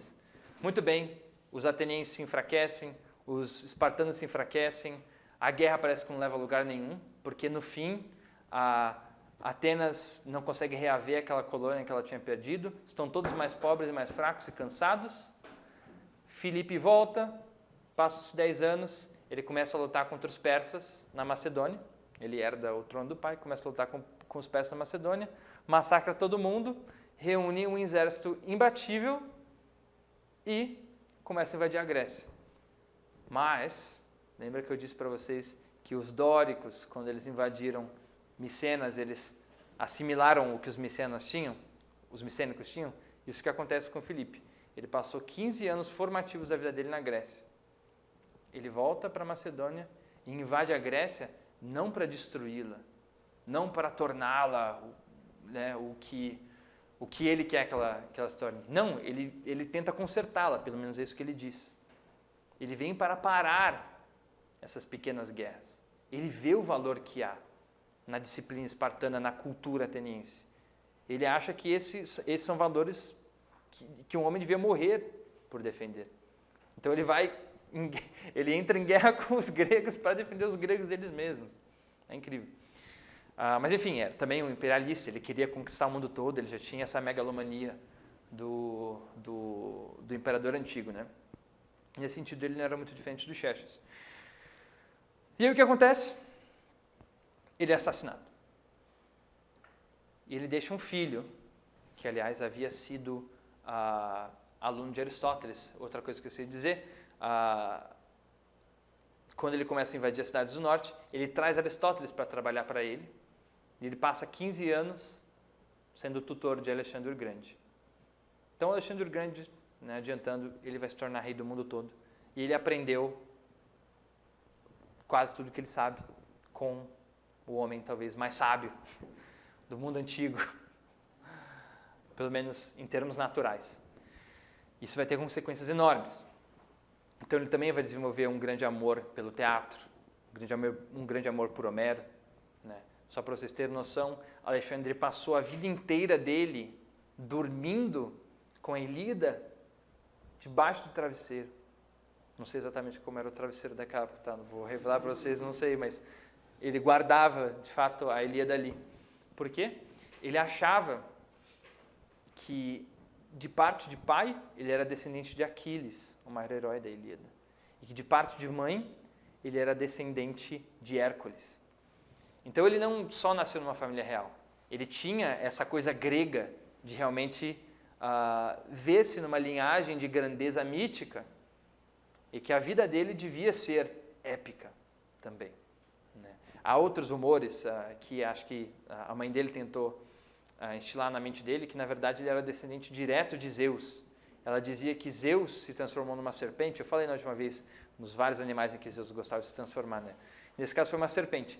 E ela, Olímpia, é o nome dela, teria se deitado com Zeus e concebido Alexandre. Então ele não seria filho de Filipe, ele seria filho direto de Zeus. Bem, isso vai subir a cabeça de Alexandre. Ele realmente começa a se considerar um semideus. Quando ele conquista o Egito, ele vai dizer isso para os sacerdotes egípcios. Os sacerdotes vão fazer as contas dele. Ele fala, você também é filho de Amon, que era o deus mais poderoso que eles tinham, né? E ele fala, tá bom, então pode mandar construir estátuas minhas na forma de Amon. E ele faz isso. Que é uma coisa muito ofensiva para a sensibilidade grega, porque todo o desenvolvimento grego, até aquele ponto de Péricles, da Guerra do Peloponeso, é uma luta contra esse tipo de poder, não só centralizador. Alexandre não era tão centralizador assim, ele mantinha tudo que ele conquistava, é meio que um aperitivo do que os romanos vão fazer. Ele mantinha todas as instâncias locais, ele só colocava os representantes deles no topo da cadeia. Sim, era uma violação de direitos, sim, mas ele mantinha as culturas locais, mudando uma coisa. Era obrigatório aprender a ler Homero. Você tinha que ir para o ginásio, Você tinha que fazer exercício, né? Tinha que fazer educação física, tinha que aprender a correr, lançar disco, tinha que aprender a lutar, tinha que aprender a escrever, tinha que ir para o teatro, tinha que ver tragédia, tinha que ver comédia, é isso. Esse é o período do helenismo. É quando um homem que não é exatamente um grego se apaixona por aquilo que Aristóteles ensinou para ele e começa a espalhar isso pelo mundo. Mas o que eu estava dizendo é que ele também se vê como um deus. E isso era muito ofensivo para os gregos, porque eles têm lutado contra isso por séculos, para acabar com isso. Né? Isso soa como tirania para eles. E eles veem que, na mitologia, todo homem que quer se tornar como um deus, ele cai. Ele traz graves consequências para a sua cidade, para a sua família. Né? Porque ele incorre naquilo que eles chamavam de hubris, que é arrogância ou desmesura. Porque os gregos tinham uma noção fundamental para a cultura deles, e isso talvez seja uma das noções mais fortes, ao lado da autarquia. A autarquia é a noção de liberdade individual ou liberdade de Estado. Isso é o que os atenienses e os espartanos querem aqui. Eu quero a liberdade de fazer o que eu quero e você o que você quer, mas não entra no meu caminho. Quando eles começam a se chocar, eles lutam. Né? Mas esse outro valor, que é hubris, não um valor, é um vício, desmesura, ela atenta contra aquela harmonia de que eu falava. E ela normalmente vem na tentativa de corromper a ordem natural das coisas. Então, por exemplo, Agamenon sacrificando a própria filha para conseguir embarcar para Troia, desmesura, hubris. Ele vai ser punido com homicídio depois. Ele vai morrer, o filho dele vai matar a esposa dele. Terrível. Ele está trazendo uma maldição para a vida dele por tentar fazer algo que não cabe ao homem. Né? E há vários outros exemplos disso. Mas então, para um grego, Alexandre estaria incorrendo nesse vício central, que é a hubris, é tentar ser como um deus. É isso que, desculpa, só um último exemplo, que aqui ele estava fazendo com o corpo de Heitor também. Ele estava tentando puni-lo de uma maneira que um homem não pode punir. Se ele de fato fez algo injusto, que os deuses, né, deem as carnes deles para os cachorros infernais. Mas não cabe ao homem fazer isso. Cabe ao homem respeitar o pai, que é o que ele acaba fazendo. Respeitar a família, respeitar o código de honra da guerra. Né? Enfim. Muito bem. Alexandre começa a conquistar toda a Grécia. Ele que era um exímio cavaleiro, exímio guerreiro, exímio diplomata, ele era tudo. Ele era talentoso ao extremo. Também com um tutor como Aristóteles, eu não esperaria menos. Conta-se que aos 13 anos de idade havia um cavalo na Macedônia que era incontrolável, era indomável. Não conseguiam fazê-lo, né, torná-lo montável. E Alexandre, percebendo aquele burburinho todo, fala: pai, posso tentar? Aí ele chega, manso, perto do cavalo, coloca a mão na cabeça dele, o cavalo dá um giro, quase dá um coice nele. Mais uma vez, ele vai lendo o cavalo e percebe que ele tem medo da própria sombra. Então, o que ele faz? Ele senta ali e espera anoitecer. Fica ali, todo mundo, o que está acontecendo? Mas é o príncipe, né? Então, deixa... Ele monta no cavalo à noite, treina ele, no dia seguinte, o cavalo é dele.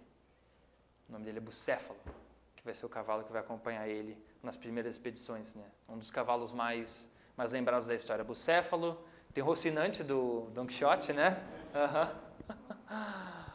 Tem o cavalo branco de Napoleão também, que ninguém sabe o nome. Pelo menos eu não sei, mas eu sempre ouvi umas piadas aí sobre o cavalo branco de Napoleão. Mas aí tem o Bucéfalo. E ele doma esse cavalo e mostra, né, grande destreza com animais e tudo mais, e ele começa a crescer. Quando o pai dele morre, ele tem 18 anos.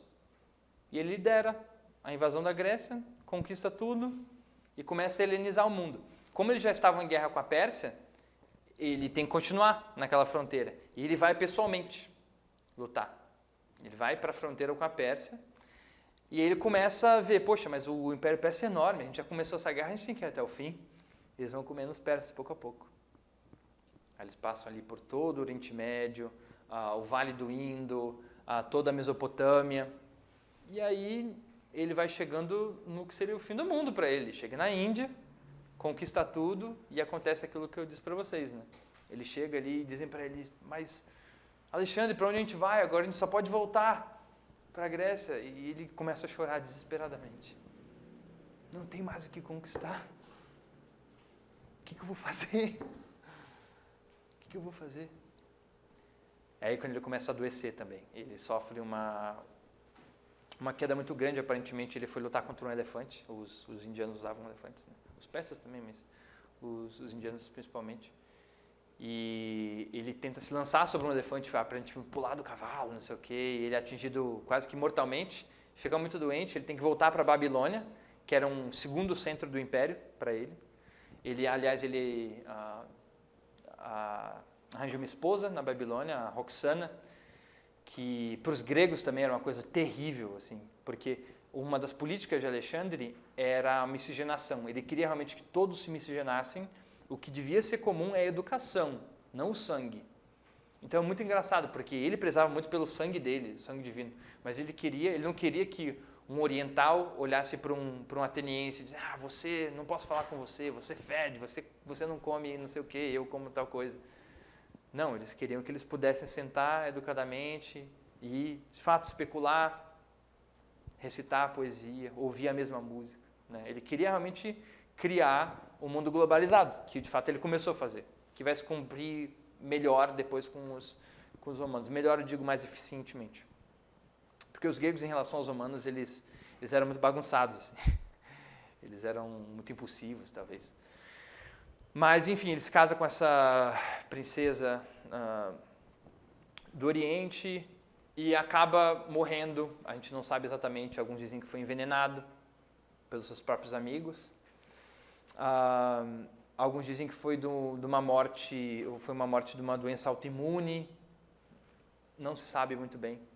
A questão é que ele morre e todo esse mundo, que já foi Pérsia, que tentou destruir Grécia, que já foi Esparta, que já foi Atenas, que já foi Tebas, que já foi Índia, tudo isso é um mundo helenístico. Agora todo mundo sabe grego, né? Tem, claro, questões locais, mas é um reino onde o ideal é se tornar um homem de cultura. O grande ideal que os aristocratas tinham pré-democracia, que foi desenvolvendo nas ciências e nas artes, agora é uma espécie de ideal da educação universal. A educação de base busca ser isso. Eu não posso dizer para você que foi muito bem sucedida essa empreitada, mas que de fato ele formou academias filosóficas, que de fato grandes bibliotecas, a Biblioteca de Alexandria, a maior biblioteca do mundo antigo, sob o regime de Alexandre, né? Então ele conseguiu formar uma espécie de império da razão, não somente, mas de muitas maneiras ele tentou trazer para todo homem os ideais que Aristóteles passou para ele, os ideais de virtude. Ele não era um homem fácil também, ele tinha seus problemas, ele se achava um deus, por exemplo, para começar, né? Mas ele acreditava que de fato um homem tinha que ser valoroso, um homem tinha que criar prudência, um homem tinha uma responsabilidade com a sua nação, o homem devia cultivar as artes, as ciências são importantes, ele foi um grande patrono das ciências também. Ele morre assim, e o seu império se divide em 4 partes. Essas partes vão todos começar a brigar entre si, o que vai tornar muito fácil para o Império Romano no século II a.C., para começar a tomar isso pouco a pouco. Começando pela cidade de Corinto, em 146 a.C. Agora nós poderíamos começar a falar sobre o Império Romano, né? A gente vai ter umas 2 da manhã. O que vocês acham? Se vocês quiserem, eu peço um desconto pro cara da boate. Vocês vão lá, quando estiverem cansados, vocês voltam. Aí a gente fala dos romanos. O pior que faria mais sentido falar dos romanos antes da boate, é uma coisa mais sóbria, assim. Aí falar dos gregos dentro da boate. Das referências, né, de leitura. Sim, fala das referências de leitura. E o que eu ia falar? Só para não deixar os romanos com nada, vamos fazer assim, eu não posso ficar devendo isso para vocês. Então, todo mundo que acessou o curso vai ter acesso a uma aula minha só sobre os romanos depois. Posso prometer isso, padrinho? Tá. Mas tá bom, beleza. Mas a gente vai fazer, tá bom? Vocês tiveram uma aula mais aprofundada nos gregos, pensem assim. Mas vamos lá, sobre referências. Eu tenho algumas aqui. Vamos... A gente faz, a gente coloca no YouTube depois. Pode ser, beleza. Mas, deixa eu falar sobre as referências antes que eu esqueça. Temos aqui a pedra fundamental do Ocidente, ao lado das Sagradas Escrituras. Não grava isso, tá? Pelo fim, a gente está abaixo. Não, tá... O que é? Tem que estar um pouquinho abaixo. Tem que estar um pouquinho abaixo. Mas então, aqui temos Homero, a Ilíada e a Odisseia, cujas narrativas eu narrei para vocês na terça-feira, de maneira genérica. Algumas nem tanto assim. Aqui nós temos a primeira história do Ocidente, a história de Heródoto. Aqui vocês vão encontrar tudo o que eu disse desde a fundação dessas cidades principais da Grécia até o fim das guerras persas, até a expulsão dos persas, tá bom? É cheio de anedotas aqui, é riquíssimo. Eu nem falei para vocês, por exemplo, de Solon. Solon, eu falei para vocês de Licurgo, que é esse grande fundador de Esparta. Solon ele faz o mesmo para Atenas. E ele era um homem muito sábio. Ele é o que instaura, por exemplo, a Assembleia dos 400, que são uma espécie de senado. Ele que acaba com aquela lei que eu falei para vocês, de que se você não pagar as suas dívidas, você se tornava escravo. Ele acaba com isso. Ele faz com que os estrangeiros possam comprar a cidadania ateniense, e começa a gerar mais harmonia na cidade. Ele também é exilado, enfim, morre meio miseravelmente. Mas deixa eu só contar um episódio disso aqui que vocês vão ler aqui com muito gosto, mas só para vocês lembrarem disso. Os persas, quando eles começam a ir para a Grécia, eles têm que passar pela Lídia. A Lídia era um pequeno reino que ficava mais para cá, onde fica hoje, sei lá, apesar que hoje agora não sei o que está ali, mas é onde ficava a cidade de Tiro. Fica no Oriente Médio, mais para o Mediterrâneo. E havia um grande rei ali, chamado Creso. Creso era considerado o homem mais rico de todo o mundo. Muito bem. Solon passeando ali pelo mundo, ele era um viajante, o primeiro grande viajante do mundo é o Solon, que era um ateniense. Dá para perceber por quê, né? Ele queria descobrir outras culturas, investigar o mundo. E ele vai para a corte de Creso, e Creso diz: você que já viu tudo, ó Solon, me diga, eu sou ou não sou feliz? Porque ele queria ouvir: você é o homem mais feliz da terra, porque você tem possessões, não sei o que e tal. E Solon, ele diz: muito bem, eu conheço um homem da cidade de Atenas que lutou contra a cidade de Mégara, e de fato ele passou a vida inteira servindo a cidade, um homem muito honesto. Ele veio do nada, acumulou uma pequena fortuna, deixou tudo para os filhos e morreu em batalha. E onde ele morreu, hoje está um túmulo. Aqui morreu tal pessoa. E o Creso olha: esse é o homem mais feliz que você conheceu? Sim, acho que sim, foi o homem mais feliz que eu conheci. Ele era virtuoso, ele fez as coisas certas, ele morreu pela sua própria cidade. Não. Solon, qual é o segundo homem mais feliz que você viu? Ele diz: na verdade são dois. São dois filhos de uma mulher que padecia uma doença aparentemente incurável, e ela queria ir à cidade de Olímpia para falar com Deus, com Zeus. Os filhos, eles não tinham como pagar para alguém transportá-la para lá, eles não tinham nenhum tipo de gado, então eles colocaram a mãe numa carroça e a levaram para lá, percorrendo quilômetros, quilômetros e quilômetros, carregando a mãe no ombro. Quando chegaram lá, ambos morreram na frente do templo. E até hoje tem estátuas deles lá lembrados pelo seu grande ato de amor por sua mãe. Eu acho que esses são os segundos mais felizes que eu conheço. E o Creso: não é possível, sai da minha frente. E aí manda ele embora. Solon estava falando de um ideal de felicidade que para Creso era inconcebível. Não é riqueza, é valor, é virtude, são grandes feitos. É amor pela pátria, é morrer pela coisa certa. Enfim, é só porque eu não tinha falado nada de Solon, ele é muito incrível. Era um grande poeta também. Mas então, vocês vão encontrar essas histórias aqui. Aqui, história da Guerra do Peloponeso do Tucídides, você já tem uma outra visão da história. Enquanto que o Heródoto ele rechaça um pouco Homero dizendo, esse negócio de Troia, Aquiles, é legal, a gente aprende muita coisa, mas olha, vamos ouvir a história mesmo comigo, né? Tucídio diz, ele vai mais além ainda. Ele, ao invés de ficar, enfim, se degladiando com o mito, ele já tem uma mente mais científica. Tanto que alguns dizem que Heródoto é o pai da história. Aí aqueles que são mais científicos, eles dizem, não, Virgílio é o avô, o pai mesmo é Tucídides. Porque Tucídides, ele procurou realmente dar um embasamento causal para as coisas. Então, ele é o primeiro histórico que a gente conhece no Ocidente que vai em busca de números exatos, por exemplo. Ele quer saber quantas pessoas morreram na guerra tal. Por exemplo, nessa guerra entre Esparta e Atenas, um dos recursos de Atenas é esvaziar a cidade, como eles fizeram com os persas, e murar toda a cidade até o porto. Então os espartanos não podiam entrar e pelo porto eles não eram capazes de derrotar os atenienses porque os atenienses tinham uma frota muito melhor do que a de Esparta. Mas o que acontece? Ninguém consegue penetrar na cidade. Quando eles vão para o porto, o comércio continua. Eles trazem uma peste para dentro da cidade. Até hoje nós não sabemos se foi a peste, algo como a peste negra, se foi a tifo que eles falam.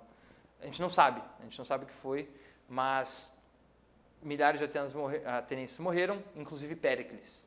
Ele morre da peste. Ele relata essa peste e é terrível, é a parte mais assim excruciante de toda a obra, onde ele fala que os homens perdiam toda a moral porque eles sabiam que ia morrer, então roubavam, estupravam, os homens saíam na rua nus assim, gritando e morriam, né, embaixo do sol assim.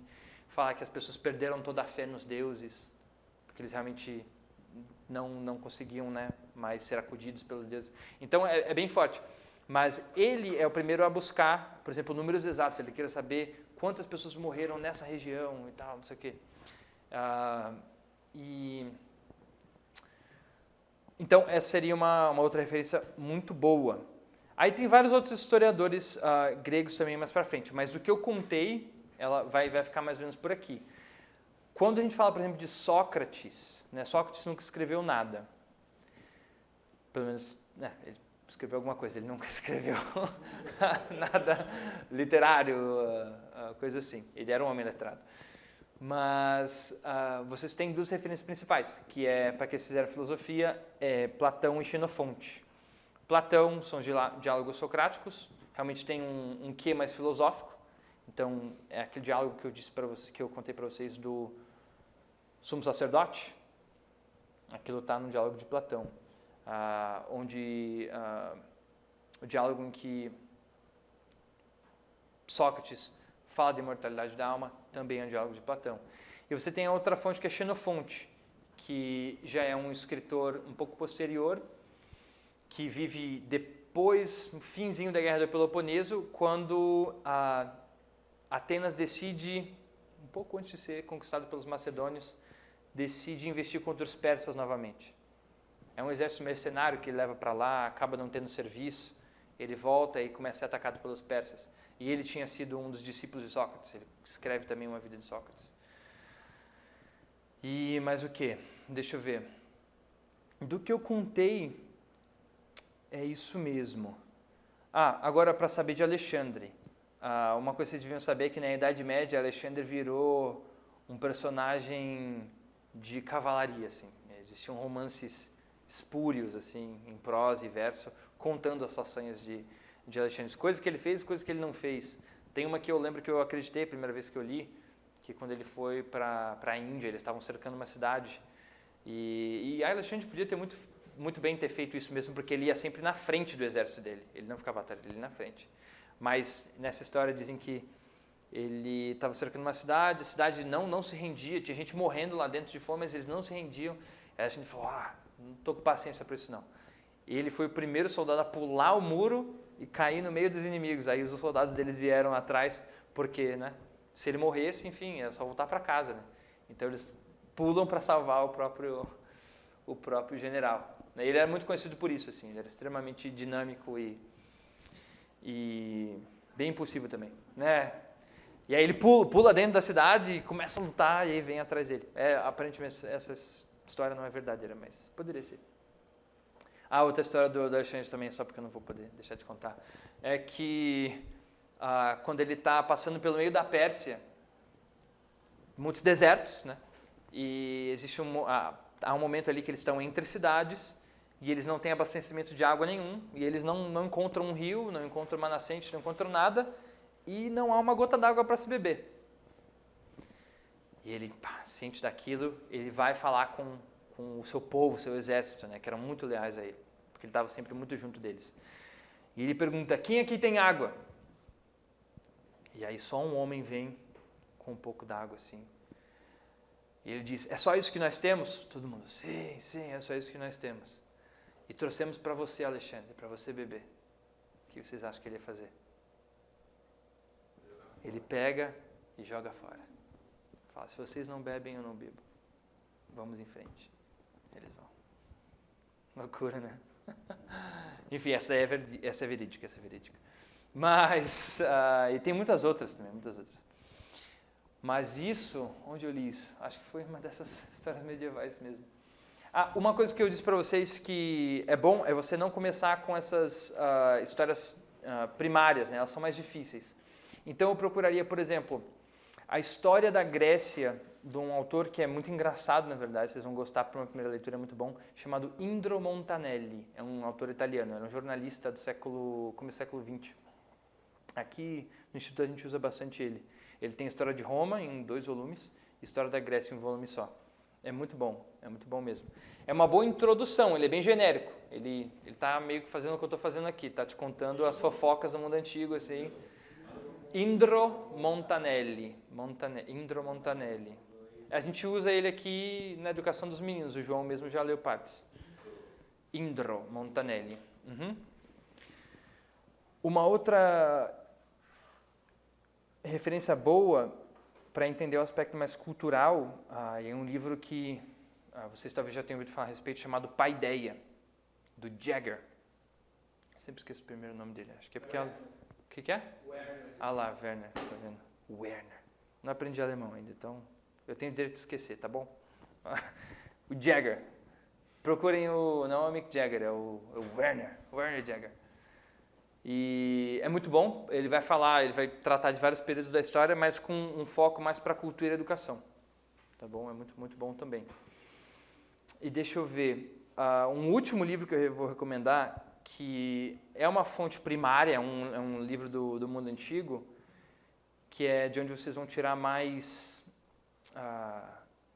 é o tipo de coisa que todo mundo tem que ler mesmo, é chamado A Bíblia de Heróis. Desculpa, o nome do livro não é A Bíblia de Heróis, isso é o nome que deram para ele. São as Vidas Paralelas de Plutarco. Então, Plutarco, ele é um grego que já vive o momento de captura ali pelos romanos. Ele ele é um sacerdote de Apolo, ele vive a vida toda casto, ele é vegetariano, ele é a primeira pessoa no Ocidente a escrever em defesa dos animais. E ele é um exímio escritor.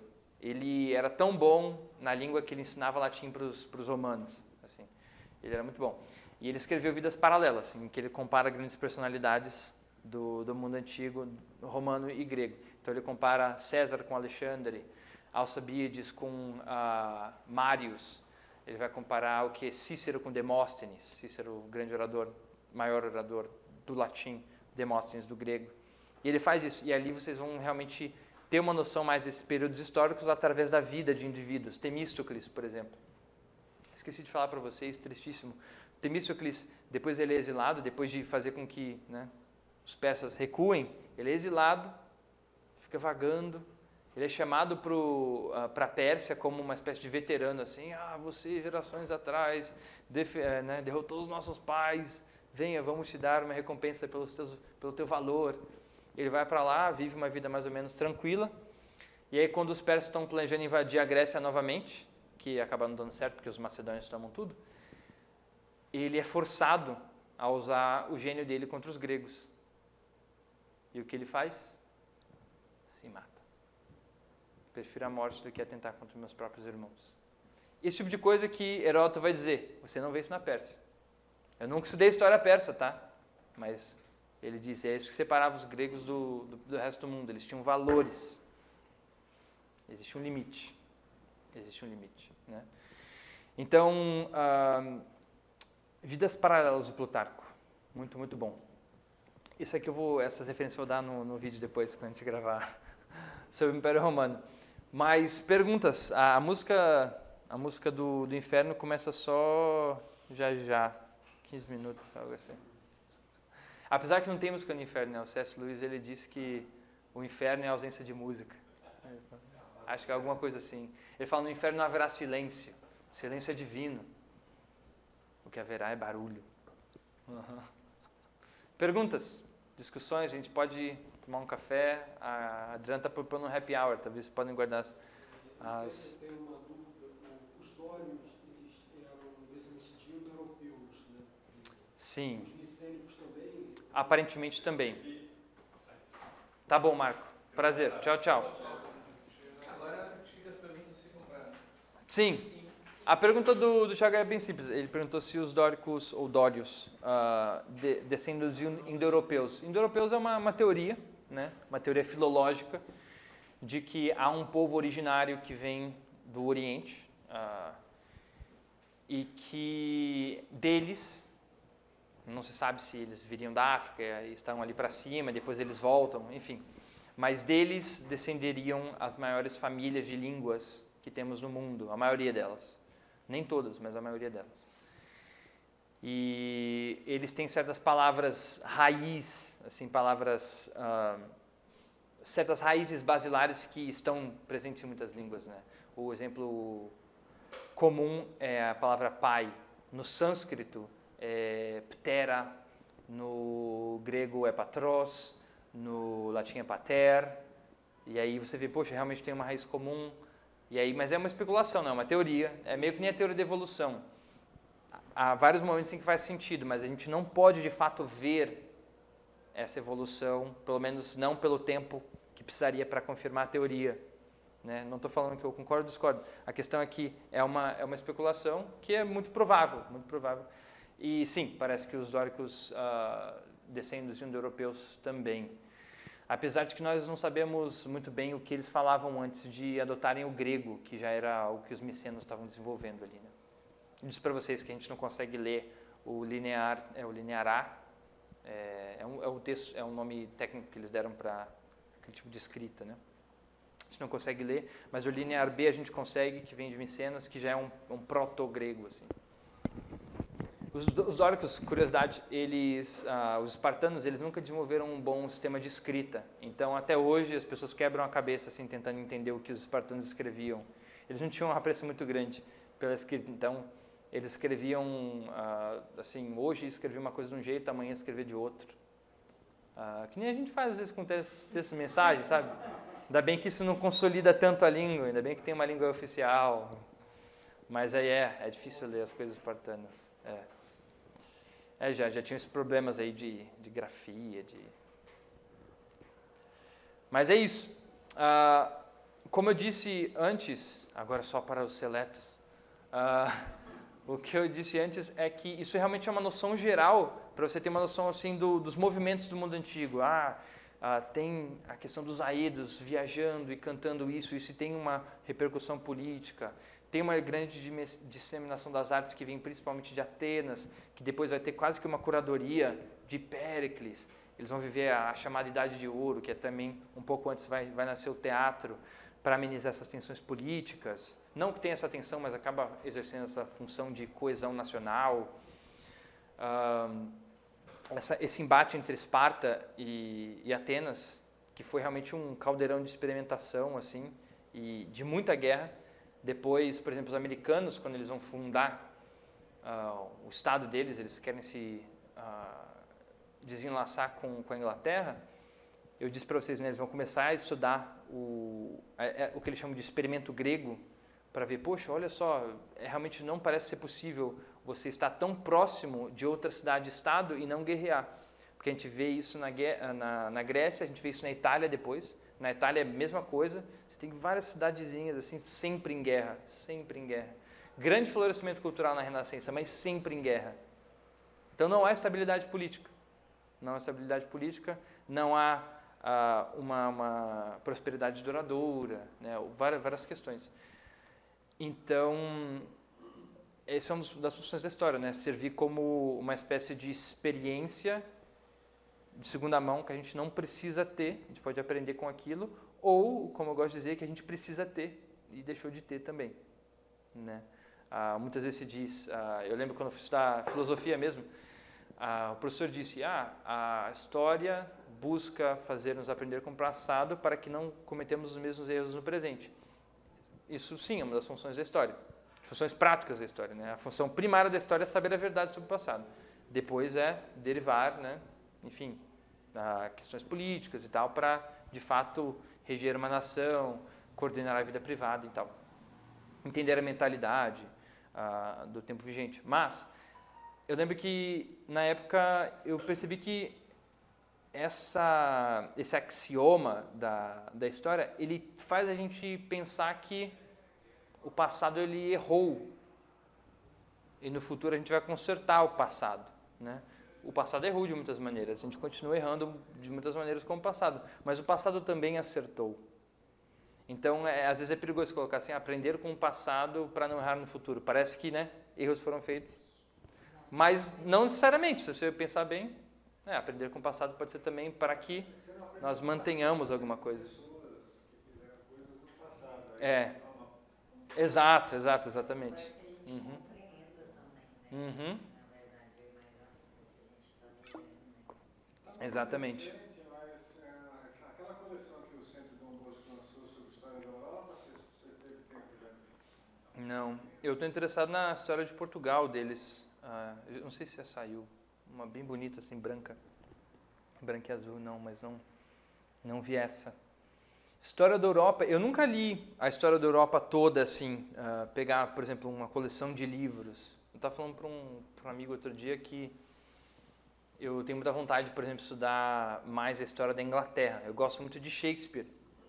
E ele tem muitas tragédias sobre os reis, né? Henrique IV, Henrique V, João I, II, Ricardo III. Tem várias tragédias que realmente perpassam ali a mudança da Idade Média para a Idade Moderna. Mas eu só conheço essas histórias através de Shakespeare, o que não é uma má fonte de beleza, mas, né? Queria conhecer a história mesmo, nunca li uma história de fato contínua da Inglaterra. O que eu foquei mais na minha formação, até agora, é a história antiga, por um desejo irresistível mesmo, e história do Brasil. História do Brasil, que é muito importante também que nós saibamos. Então, eu não sei, eu não saberia nem julgar se é uma boa história, algo assim.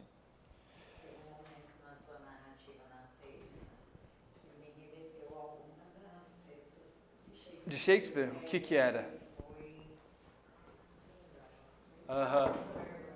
A gente falou... De Homero, né? Porque não teve uma imagem assim do filho que se entregou, eu acho. O filho que se entregou.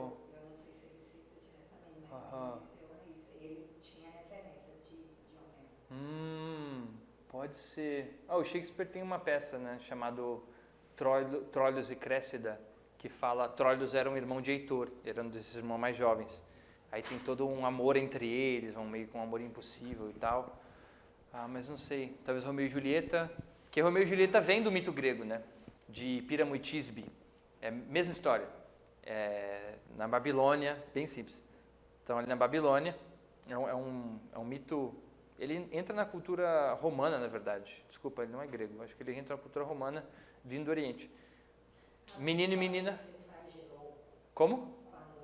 Eu não me lembro agora se era Ulisses, e ele se faz de louco. Lembra de Hamlet? Perfeito. Sim, é se fazer de louco para evitar alguma coisa. No caso de Ulisses, ele estava querendo fugir da guerra, né? O Hamlet, ele quer saber se o tio é de fato assassino ou não, né? O que é incrível em Hamlet, porque você não sabe de fato se ele está fingindo ou se ele está ficando louco, né? Essa que é a coisa, né? Mas só para explicar aqui, reduzir uma obra moderna à mitologia, que eu adoro de fazer. Dois jovens, Píramo e Tisbe, amor impossível. Eles vivem em palácios vizinhos, divididos por uma parede, o que é um contexto bem improvável, mas enfim, eles estão ali, eles fazem um buraco na parede, os pais não querem que eles namorem, né? E eles começam a se namorar pela parede, então eles mandam mensagens um para o outro, falam ali até altas da noite e tudo mais, e eles combinam de se encontrar no bosque, perto da tumba de Ninos, lembrei agora, Ninos, que está na mesma raiz de Nínive, que era uma cidade de Babilônia também. Vamos encontrar perto da tumba de Ninos, que foi um grande rei, né? Isso trará bons auspícios para nosso amor. Muito bem. O que acontece? O Píramo era meio brasileiro, ele chega atrasado. Tisbe chega primeiro e ela tá ali, nossa, cadê o Píramo? Cadê o Píramo? E ela ouve o som de uma fera e ela entra numa caverna e se esconde. Mas o lenço dela cai. E essa fera vem, abocanha aquele lenço com a boca toda sangrenta e larga o lenço ali e vai embora. Píramo chega e vocês já podem pensar o que ele imagina. Não, cheguei tarde demais. E de fato chegou. Cheguei tarde demais. O que ele faz? Tira a própria adaga, fura o coração e morre.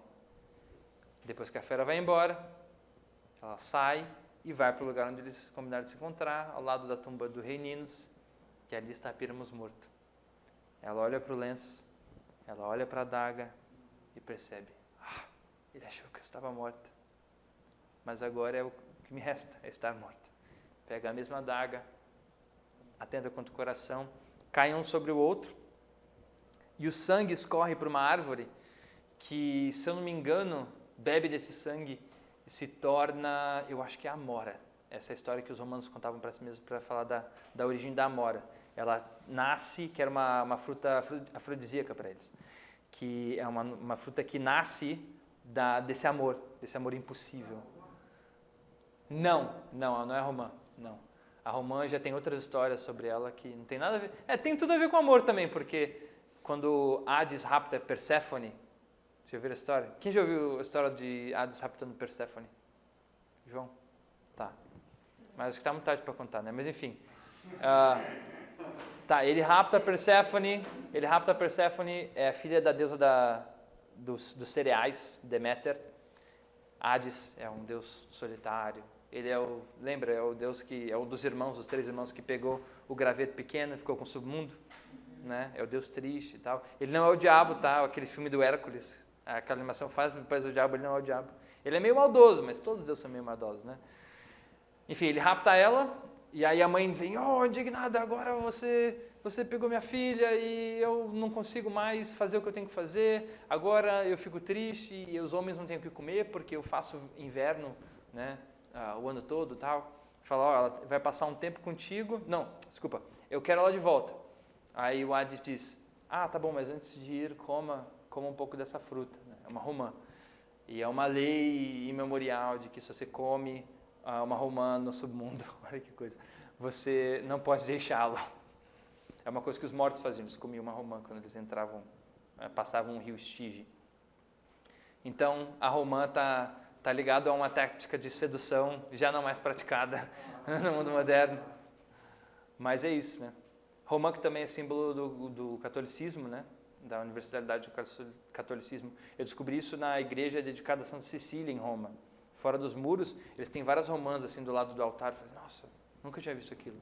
Aí me explicaram, porque a romã você abre, ela tem um número infinito de sementes ali, né? Não dá para contar. E aí, quando você abre ela assim, parece realmente uma unidade na multiplicidade que os romanos católicos em algum momento... aquela parte que virou a simbologia na igreja. Sim, mas a romã, ela é uma fruta, acho que também relacionada ao amor de alguma maneira, né? A nossa palavra para suco vem de romã. No grego, romã é sukon, porque eles faziam suco de romã, aí depois a palavra de suco vem da romã. Deve ser isso, então. Eles já viam, deve ser isso. Eles já tinham essa ligação natural com a coisa, e aí colocaram isso no mito, ou enfim, a gente não sabe. Mas Piramitisbe, Hades, voltando para acabar, Hamlet, Odisseu, se torna ali um arquétipo do fingidor, né? Ele finge várias coisas. Ele é um grande fingidor. Ele vira um paradigma, né, para os gregos de o que é ser astuto, o que é escapar de uma enrascada. As crianças de fato aprendem com ele. Tem uma discussão em Platão assim, se Ulisses é virtuoso ou não, porque ele é mentiroso. Ele é mentiroso, mas ele é extremamente esperto. Né? Finge tão completamente que chega a fingir que é dor a dor que sente. Tinha, era difícil. E ainda continua difícil, mas vamos em frente. Vamos lá? Antes de falar mais, vocês vão receber o vídeo no YouTube.